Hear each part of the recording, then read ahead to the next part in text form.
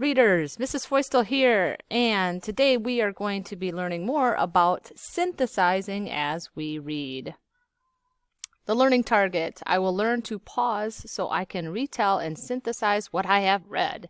You will need post-it notes or notebook paper and a pencil. Sometimes our reading gets complicated or doesn't make sense. Well, you got me. By all accounts, it doesn't matter. Yes, sometimes readers, you will be reading and you will come to a very complicated part or there's a lot happening in your book. So it's always a good idea to pause and retell before you get confused. Good readers retell by saying all the important parts that have happened so far, or they may retell by synthesizing, and that's just putting it all together as their thinking changes. The prefix syn means together, so synthesizing a text is the process of pulling together background knowledge, newly learned ideas, connections, inferences, and summaries into a complete and original understanding of the text. When we synthesize, we are aware of how our thinking changes and evolves as we read.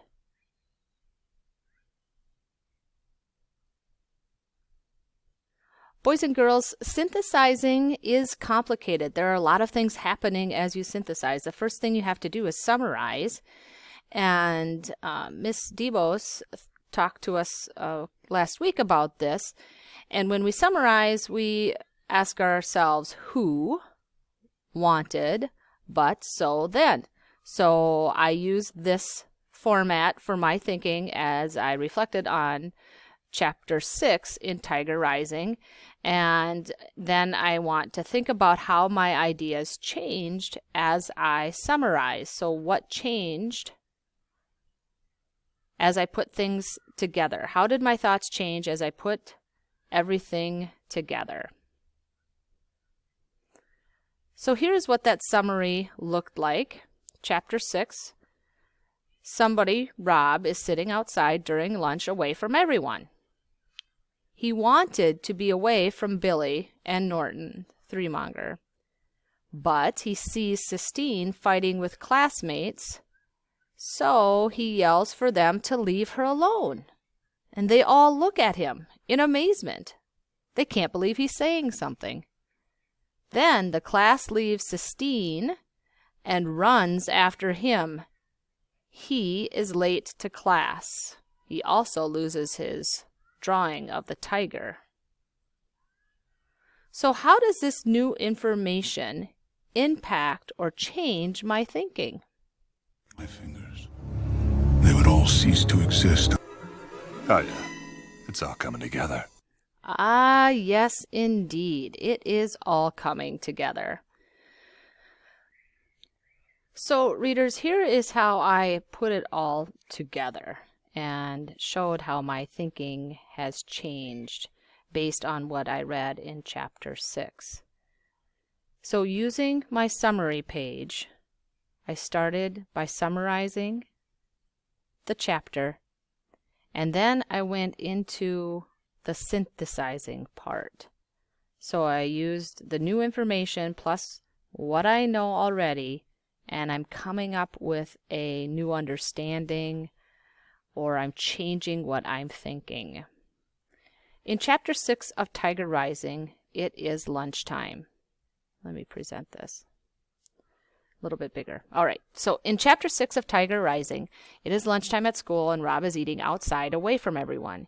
He wanted to be away from Billy and Norton Threemonger.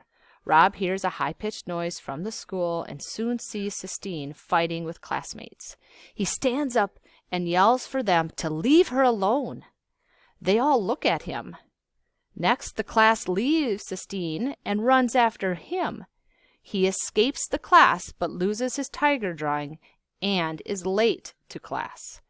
After reading this chapter, I think Rob won't be able to keep his feelings in the suitcase forever. He shows this when he stands up and yells at the class to leave Sistine alone. And I know it is not always good to keep your feelings in a suitcase. So class, Tiger Rising is an action-packed book, like I said earlier. There's a lot happening. There's a lot to think about. And when reading gets complicated, it is good to stop and summarize and retell and pause to reflect to see how your thoughts or feelings might be changing about the book. So you're putting everything together. So there's a lot happening when you synthesize, and it's going to take a lot of practice, and we will be doing that throughout the year. I will say that when you use an outline like this, an organizer, and you kind of just jot your thoughts down, it does help when you're asked to write a paragraph later on. So for me, writing this down and just summarizing using the somebody wanted but so then format, and then allowing myself some time to think about that and what I noticed, that's the hard part. But as soon as I got that done, it certainly came together and was pretty easy to explain in a paragraph. So today I'm going to read chapters 7 and 8, and I want you to listen carefully, and I want you to be thinking about what's happening in the story.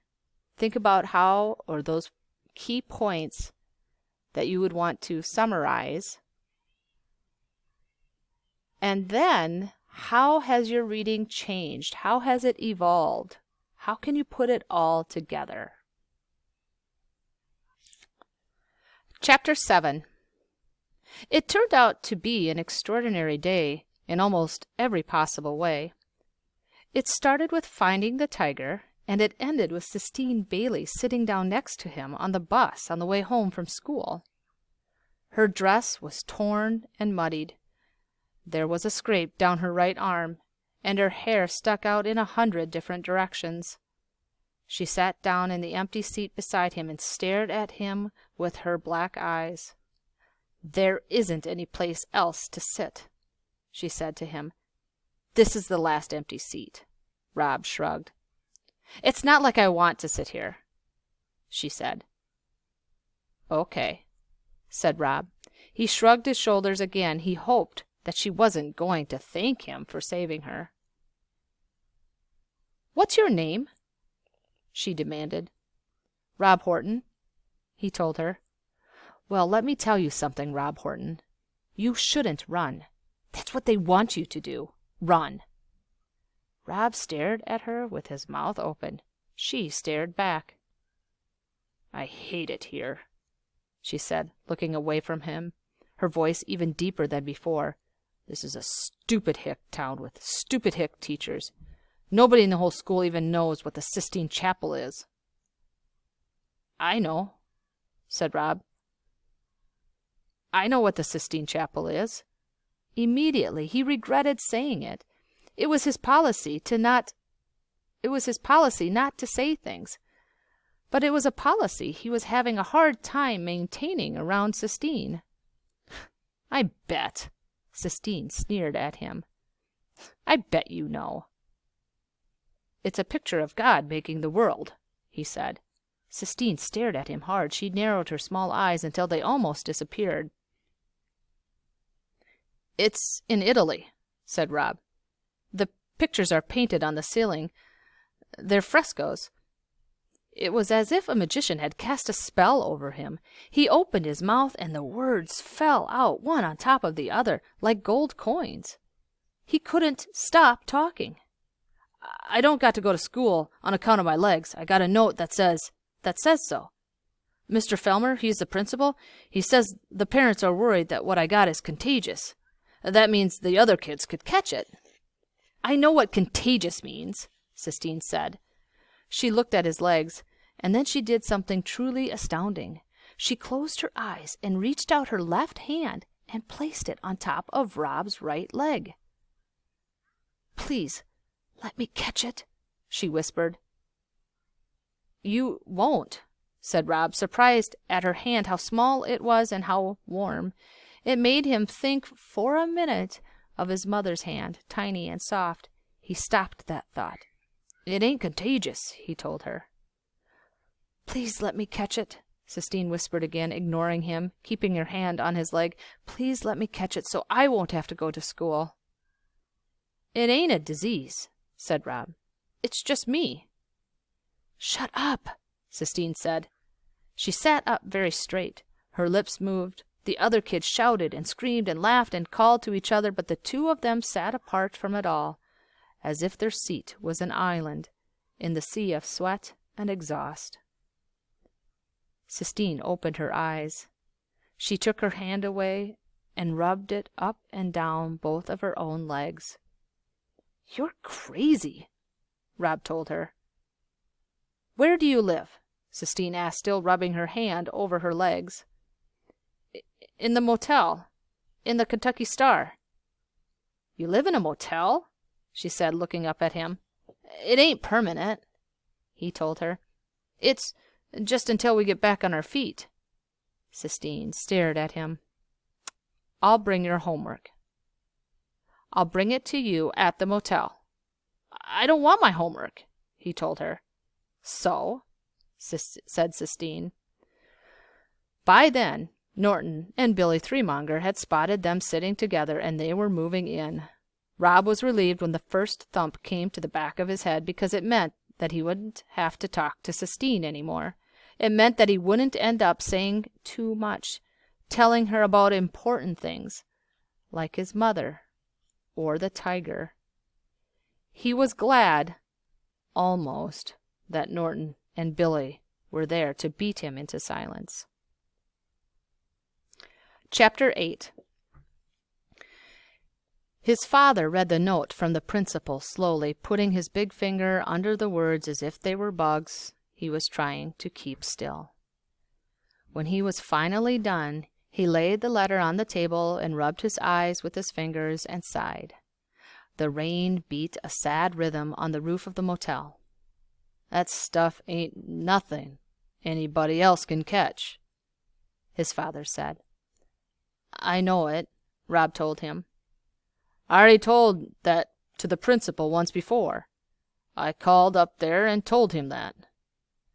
Yes, sir, said Rob. His father sighed. He stopped rubbing his eyes and looked up at Rob. You want to stay home? He asked. Rob nodded. His father sighed again. Maybe I'll make an appointment, get one of them doctors to write down that what you got ain't catching. All right? Yes, sir, said Rob.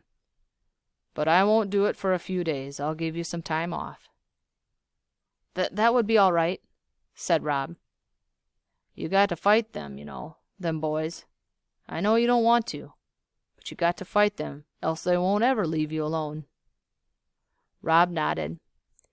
He saw Sistine twirling and punching and kicking, and the vision made him smile.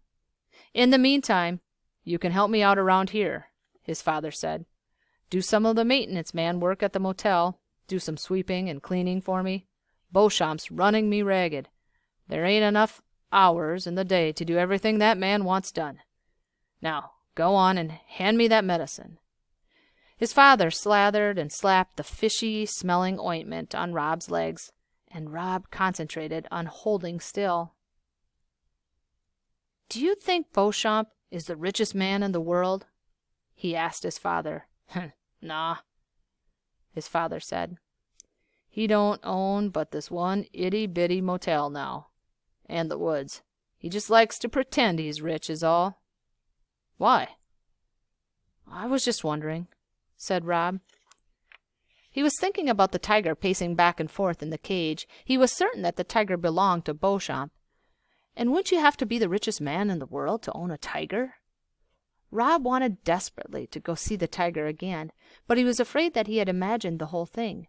He was afraid that the tiger might have disappeared with the morning mist.